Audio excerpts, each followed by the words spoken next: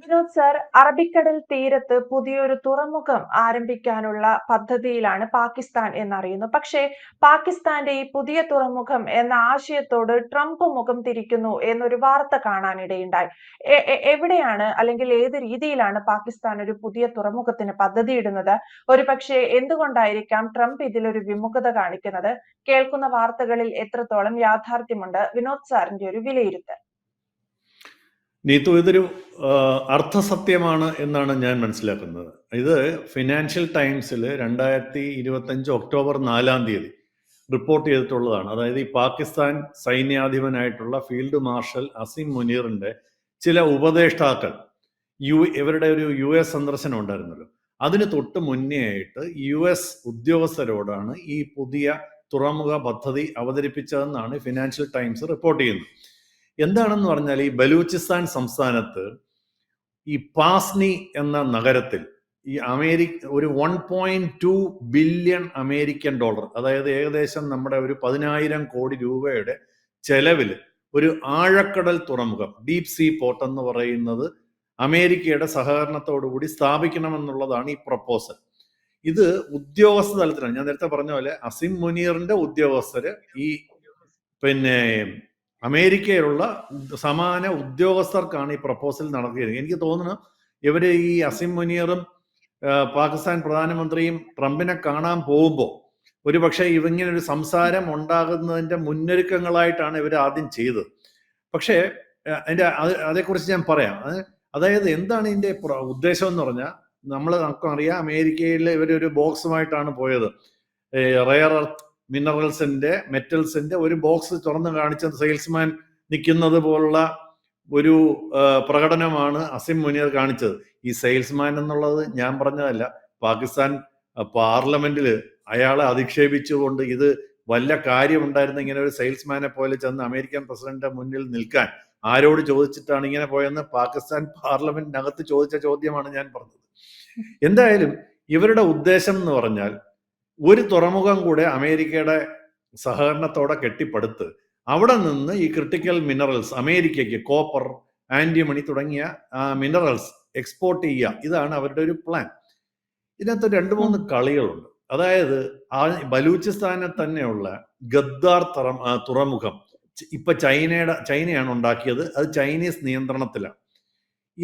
ഇപ്പൊ ഈ ചൈന പാകിസ്ഥാന്റെ പുറത്ത് പ്രഷർ ഇടുമ്പോൾ ആ പ്രഷറിനെ ഒന്ന് കുറയ്ക്കാൻ വേണ്ടി അതിനടുത്ത് ഈ ബലൂചിസ്ഥാനിൽ തന്നെ പാസ്നി തുറമുഖം നിർമ്മിച്ച് വികസിപ്പിച്ച് ആ ചൈനീസ് സ്വാധീനത്തിനെ ബാലൻസ് ചെയ്യാന്നുള്ളതാണ് പാകിസ്ഥാന്റെ തന്ത്രം. ഈ തന്ത്രം കളിക്കുന്നതിൽ ഈ പാകിസ്ഥാൻ വളരെ മുന്നിലാണ് എന്ന് നമ്മൾ പറയേണ്ടി വരും.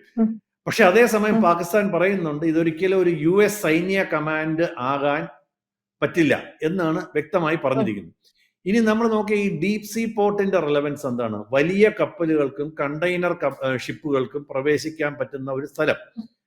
ഈ അമേരിക്കയ്ക്ക് ക്രിട്ടിക്കൽ മിനറൽസിൽ വലിയ താല്പര്യമുണ്ടെന്ന് അവർക്കറിയാം. അതായത് പുതിയ ടെക്നോളജി, പ്രതിരോധ മേഖല, ഇലക്ട്രോണിക്സ്, ബാറ്ററി തുടങ്ങിയവയ്ക്ക് വളരെ അത്യാവശ്യമായിട്ടുള്ളതാണ് ഈ ക്രിട്ടിക്കൽ മിനറൽസ്.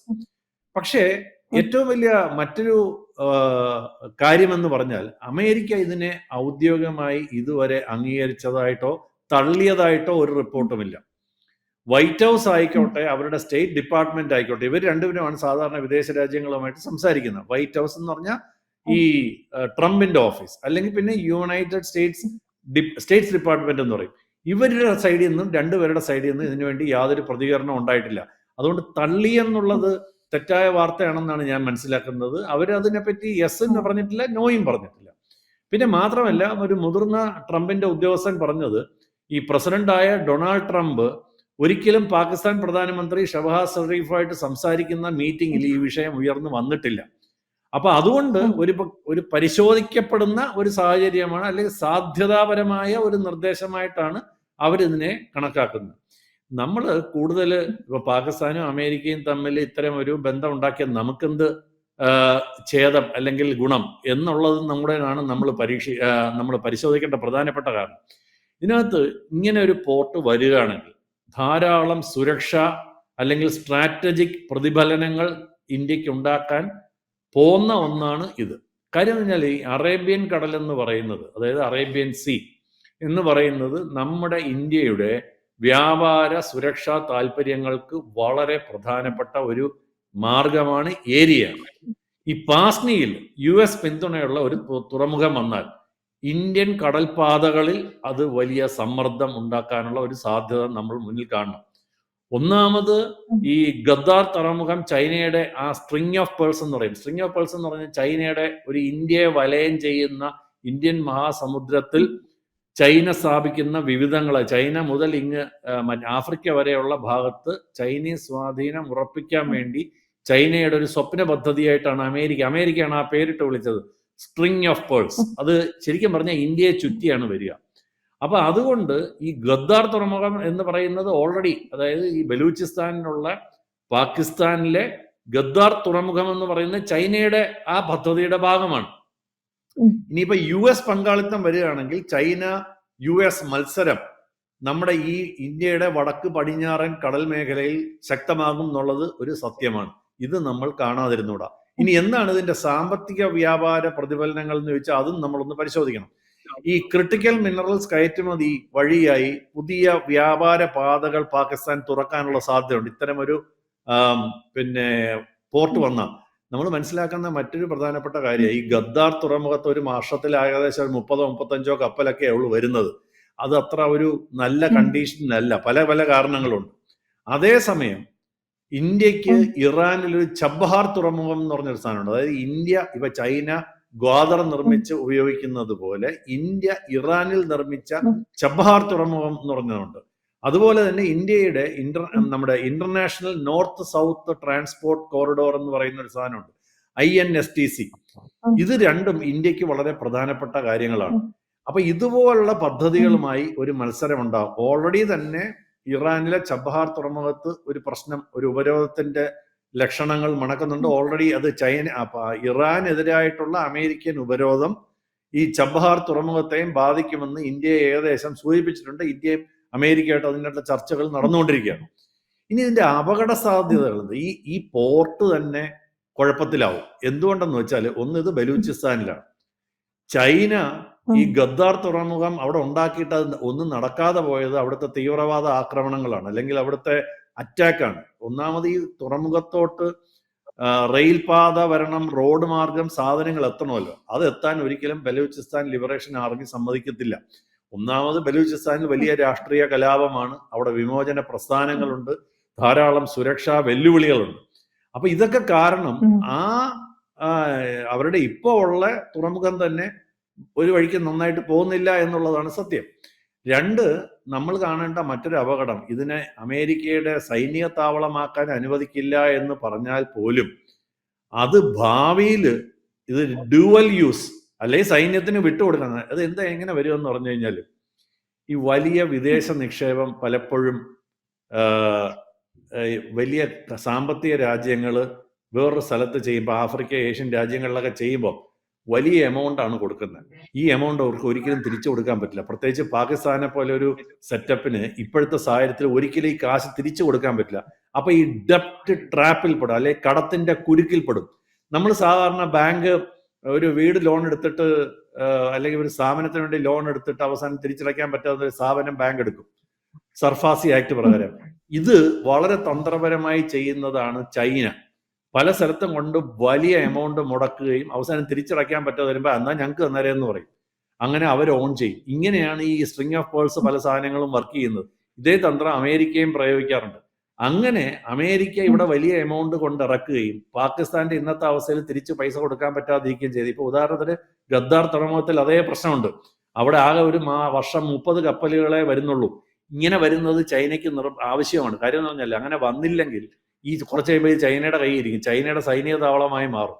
ഇതേ പ്രശ്നം ഇതേ തന്ത്രം അമേരിക്ക കളിച്ചാൽ ഇന്ത്യയുടെ തൊട്ടടുത്ത് അമേരിക്കയ്ക്ക് ഒരു സൈനിക താവളം വരും. അത് നമുക്ക് അത്ര നല്ല കാര്യമാവണമെന്നില്ല. അപ്പൊ അതുകൊണ്ട് ഇന്ത്യയും ഇതിനെ പാരലായിട്ട് ചില നടപടികൾ എടുക്കേണ്ടത് വളരെ അത്യാവശ്യമാണ്. ഒന്ന്, ഇന്ത്യൻ നേവി സാന്നിധ്യം അറേബ്യൻ കടലിൽ കൂടുതൽ ശക്തമാക്കേണ്ടി വരും. നമ്മൾ മറ്റ് ഗൾഫ് രാജ്യങ്ങൾ, ഇറാൻ, മധ്യേഷ്യൻ രാജ്യങ്ങൾ എന്നിവയുമായിട്ടൊക്കെ വ്യാപാര സുരക്ഷാ കരാറുകൾ ശക്തിപ്പെടുത്തേണ്ടി വരും, ബന്ധങ്ങൾ ശക്തിപ്പെടുത്തേണ്ടി വരും. മാത്രമല്ല, അമേരിക്കയുമായിട്ടുള്ള ഇന്ത്യയുടെ ബന്ധം കൂടുതൽ ശക്തിപ്പെടുത്തുന്നതിൻ്റെയും കൂടെ ആവശ്യകത ഇത് ചൂണ്ടിക്കാണിക്കുന്നു. കാരണം ഇതെല്ലാം തന്ത്രപരമായ നീക്കങ്ങൾ വഴിയാണ് ഈ ലോകം മുന്നോട്ട് പോകുന്നത്. പാകിസ്ഥാൻ വഴി US പ്രവേശനം ഇന്ത്യക്ക് ഒരിക്കലും ഭീഷണിയാകാതിരിക്കാൻ വേണ്ടി ഒരു ഡിപ്ലോമാറ്റിക് മുൻകരുതലുകൾ എടുക്കണം. മാത്രമല്ല ഈ രണ്ട് തുറമുഖങ്ങളും, ചൈനയുടെ ഗദ്ദാർ തുറമുഖമായിക്കോട്ടെ, ഈ പാഴ്സനി തുറമുഖമായിക്കോട്ടെ, നമ്മൾ സാറ്റലൈറ്റ് ഇന്റലിജൻസ് സംവിധാന നിരീക്ഷണം വഴി ഈ പറയുന്ന പാസ്നി, ഗദ്ദാർ തുറമുഖങ്ങളെ നിരീക്ഷിക്കേണ്ടത് വളരെ പ്രസക്തമായി മാറും. അപ്പൊ ചുരുക്കം പറഞ്ഞാൽ പാകിസ്ഥാൻ ഈ US പാസ്നി തുറമുഖ പദ്ധതി പരിശോധനാ സ്റ്റേജിലാണ്, ഒരു പ്രൊപ്പോസൽ സ്റ്റേജിലാണ്. US ഇതുവരെ അംഗീകരിച്ചിട്ടില്ല എന്ന് മാത്രമേ ഉള്ളൂ. നാളെ അംഗീകരിക്കില്ലെന്ന് പറയാൻ പറ്റില്ല. മാത്രമല്ല പാകിസ്ഥാൻ ചൈനയിൽ നിന്നുള്ള ടോട്ടൽ ആശ്രിതത്തിൽ നിന്ന് മാറി ഇപ്പം അമേരിക്കയോട് കൂടുതൽ അടുക്കുന്നു, അമേരിക്കയുമായിട്ട് കൂടുതൽ സഹകരണം കാണിക്കുന്നു, അമേരിക്കയെ പ്രലോഭിപ്പിക്കുന്നു. അവിടെ ഒന്നുമില്ലാത്ത സ്ഥലമാണെങ്കിൽ ഈ മിനറലും മെറ്റലും ഒക്കെ കാണിച്ച് ഇവിടെ വലിയ സംഭവമാണെന്ന് പറഞ്ഞിട്ട് പ്രലോഭിപ്പിക്കുന്നുണ്ട്. അതിനകത്ത് അമേരിക്ക വീണു കഴിഞ്ഞാൽ ഇന്ത്യക്ക് മുന്നിൽ കടൽ മാർഗമുള്ള സുരക്ഷയുടെ വെല്ലുവിളികളുണ്ട്.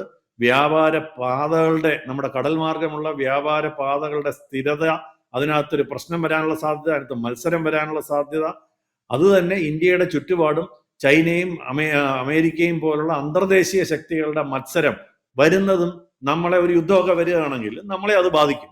അപ്പൊ ഇങ്ങനെ നമ്മൾ ഇത്തരം ഒരു സാഹചര്യത്തിൽ ഇങ്ങനെ ഒരു സംഭവം വരുമ്പോൾ കേൾക്കുമ്പോൾ തന്നെ തീർച്ചയായിട്ടും ഇന്ത്യ ഈ പ്രോ ആക്റ്റീവ് നിലപാടുകൾ എന്ന് പറയും, അതായത് നമ്മൾ മുന്നിൽ കണ്ട്, നമ്മുടെ പറയില്ല ഓടുന്ന പട്ടിക്ക് ഒരു മുഴ മുന്നേ എന്ന് പറയും, അതുപോലത്തെ തന്ത്രങ്ങൾ നമ്മുടെ സൈന്യത്തിന്റെ നേവിയുടെ ഭാഗത്തുനിന്നായാലും ശരി, ഡിപ്ലോമസിയുടെ ഭാഗത്തുനിന്നായാലും ശരി, ഞാൻ കഴിഞ്ഞ പ്രാവശ്യം പറഞ്ഞ പോലെ പോർട്ട് ഡിപ്ലോമസി എന്ന് പറയും, പോർട്ടുകൾ എന്ത് വേണം, എങ്ങനെ വേണം എന്നുള്ളത് അതിന്റെ ഡിപ്ലോമസി. ഈ മേഖലയിലെ സഹകരണത്തിന്റെ കാര്യത്തിലുമൊക്കെ ആയിട്ട് നമ്മൾ ചെയ്യേണ്ടത് വളരെ പ്രസക്തമായ കാര്യമാണ്. നമ്മൾ കണ്ണും കാതും മനസ്സും തുറന്ന് കാത്തിരിക്കേണ്ട ഒരു സംഭവമാണ് ഈ പ്രൊപ്പോസൽ പാകിസ്ഥാന്റെ. അതാണ് ഇന്ത്യ ശക്തമായ നിരീക്ഷണം നടത്തുക, ഇന്ത്യ ഈ വിഷയത്തിൽ കൂടുതൽ ജാഗ്രത പാലിക്കുക എന്നുള്ളതാണ്. എന്തായാലും പാകിസ്ഥാൻ അറബിക്കടലിന്റെ തീരത്ത് ഒരു പുതിയ പോർട്ട് എന്നൊരു പദ്ധതിയുമായി മുന്നോട്ട് പോവുകയാണ്. വിനോദ് സാർ പറഞ്ഞത് പ്രകാരമാണെങ്കിൽ ട്രംപ് അതിന് നോ പറഞ്ഞിട്ടില്ല. ഏത് രീതിയിൽ ട്രംപ് ഈ വിഷയത്തിൽ ഇടപെടും, അങ്ങനെ അമേരിക്കയുടെ ട്രംപിന്റെ സഹായത്തോടെ വീണ്ടും ഒരു തുറമുഖം കൂടി പാകിസ്ഥാന് തുറക്കാൻ സാധിക്കുമോ എന്നതൊക്കെ കണ്ടറിയേണ്ടതാണ്. വ്യക്തമാണ്. Thank you Vinod sir. കൂടുതൽ വാർത്തകളും വിശേഷങ്ങളും നിങ്ങളിലേക്ക് എത്താൻ ABC മലയാളം സബ്സ്ക്രൈബ് ചെയ്യുക, ബെൽ ബട്ടണും അമർത്തുക.